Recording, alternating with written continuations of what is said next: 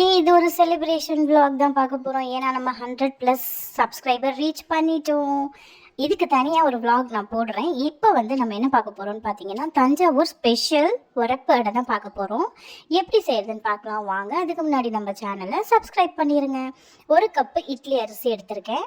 அதுக்கப்புறமா 1 கப்பு பச்சரிசி எடுத்திருக்கிறேன். 1 கப்பு இட்லி அரிசினா புழுங்கரிசி இருக்கு இல்லையா அது. அப்புறம் 1 கப்பு பச்சரிசி எடுத்திருக்கிறேன். நான் அதுக்கப்புறமா 1/2 கப்பு கடலைப்பருப்பு எடுத்திருக்கிறேன். 1/2 கப்பு கடலைப்பருப்பு, 1/2 கப்பு துவரம்பருப்பு. நான் எல்லாமே ரேஷனில் வாங்கி தாங்க யூஸ் பண்ணுறேன். அதுக்கப்புறமா இதை என்ன பண்ணுங்க அப்படின்னா, அதுக்கு முன்னாடி என்கிட்ட நிறைய வண்டு இருந்துச்சு. அதனால நான் ஒரு வாட்டி மட்டும் கழுவிக்கிட்டேன்.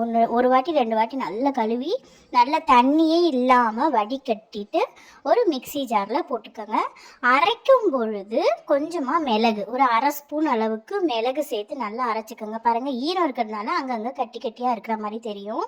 அதுக்கப்புறமா நம்ம தண்ணி ஊற்றும் போது கரெக்ட் ஆகிடும். கழுவி நான் போட்டிருக்கிறதுனால இப்படி இருக்குது. உங்களுக்கு க்ளீனாக இருக்குது அரிசி அப்படின்னா நீங்கள் அப்படியே கூட சேர்த்துக்கலாம். இப்போ அந்த கட்டியெல்லாம் நான் கொஞ்சம் உதுத்து விடுறேன். இந்த மாதிரி ரவை பக்குவத்தில் இருந்தால் போதும். அதுக்கப்புறமா ஒரு பானையில் ஒரு பேனில் நல்லா தண்ணியை சூடு பண்ணிக்கோங்க.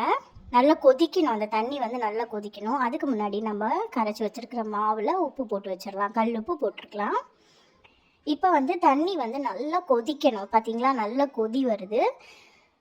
நல்லா கொதிச்ச தண்ணியை நம்ம ரவை மாதிரி அரைச்சி வச்சுருக்கோம் இல்லையா, அதில் விட்டுருங்க. சூப்பராக இருக்கும் இந்த ரெசிபி. மேலே முறுமுறுனும் உள்ள நல்லா சாஃப்டாகவும் இருக்கும். நம்மளுக்கு இதெல்லாம் செட் ஆகாது. அதனால கரண்டியை வச்சு நல்லா கலரி விட்டுருங்க. கட்டி இல்லாமல் அந்த வெந்நீரை விட்டு நல்லா இந்த மாதிரி கிளக்கிக்கோங்க. கட்டி கட்டியாக இருக்கு இல்லையா, அதெல்லாம் நம்ம ஒடிச்சு விட்டா ஒடிஞ்சு போயிடும் சமத்தா. இப்போ நல்லா உங்களுக்கு தேவை, ரொம்ப நீர்க்கையும் இருக்கக்கூடாது, ரொம்ப திக்காகவும் இருக்கக்கூடாது. இந்த மாதிரி கலரி விட்டிங்கன்னா நம்ம அடை சுடும்போது கொஞ்சம் அதோட கன்சிஸ்டன்சிக்கு வந்துடும். நல்லா கட்டி எல்லாமே நல்லா பண்ணிக்கோங்க, கலரி விட்டுக்கோங்க. அதுக்கப்புறமா இதுக்கு ஒரு தாளிப்பு கொடுக்கணும்.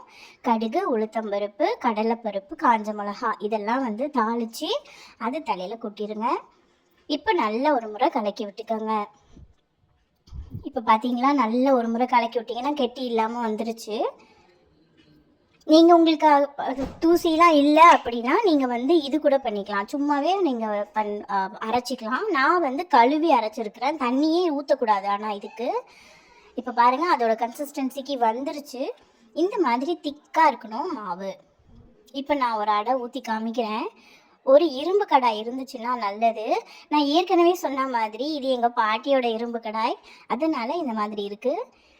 கொஞ்சமாக எண்ணெய் விட்டுட்டு எண்ணெயில் மாவை ஊற்றி விட்டுருங்க. கொஞ்சம் மெலிசாவும் இல்லாமல் தடிமனாகவும் இல்லாமல் இந்த மாதிரி ஊற்றிட்டு மூடி வச்சுருங்க. மூடி வச்சிட்டிங்கன்னா பாருங்கள், ஓரமெல்லாம் எவ்வளோ முறுமுறுன்னு செம்ம சாஃப்டாக வந்திருக்குன்னு. நல்ல கிறிஸ்பியாக இருக்கும். உள்ளுக்குள்ளே மெத்து மெத்துன்னு இருக்கும். இப்போ இதை லேசாக இப்படி புரட்டினாப்புல திருப்பி போட்டுருங்க. இப்போ பாருங்கள், உங்களுக்கே தெரியும், நல்ல முறுமுறுன்னு இருக்கும். குழந்தைங்க விரும்பி சாப்பிடுவாங்க. டிஃபனுக்கு தான் இல்லாமல் கொஞ்சமாக நம்ம ஸ்நாக்ஸ் சாப்பிட்ணுன்னு தோணுனா கூட இந்த மாதிரி செஞ்சு கொடுங்க. ரொம்பவே விரும்பி சாப்பிடுவாங்க. ரொம்ப டேஸ்ட்டாக இருக்கும். இதுக்கு தொட்டுக்கிறதுக்கு சைடிஷ் எதுவுமே வேணாம், நம்ம அப்படியே சாப்பிட்றலாம். இந்த மாதிரி புது ரெசிபீஸ் பார்க்குறதுக்கு நம்ம சேனலை மறக்காமல் சப்ஸ்கிரைப் பண்ணிடுங்க. இந்த டிஷ்ஷை மறக்காமல் ட்ரை பண்ணி பார்த்துட்டு எனக்கு கமெண்ட்டில் சொல்லுங்கள் எப்படி இருந்துச்சுன்னு. இங்கே பாருங்கள், ஒன்று நான் பிச்சு காமிக்கிறேன் உங்களுக்கு. இங்கே பாருங்கள், உங்களுக்கே தெரியும். ஐயோ, செம்ம முறுமுறுன்னு இருக்குது, கிறிஸ்பியாக. ஆனால் உள்ளுக்குள்ளே பார்த்தீங்கன்னா சாஃப்டாக இருக்கும். பாருங்கள், பார்த்தீங்கன்னா ஒரு ரைஸ் கேக் பக்குவத்தில் இருக்கும். பண்ணி பார்த்துட்டு எப்படி இருக்குதுன்னு சொல்லுங்கள். மறக்காமல் நம்ம சேனலை சப்ஸ்கிரைப் பண்ணிடுங்க. பாய்.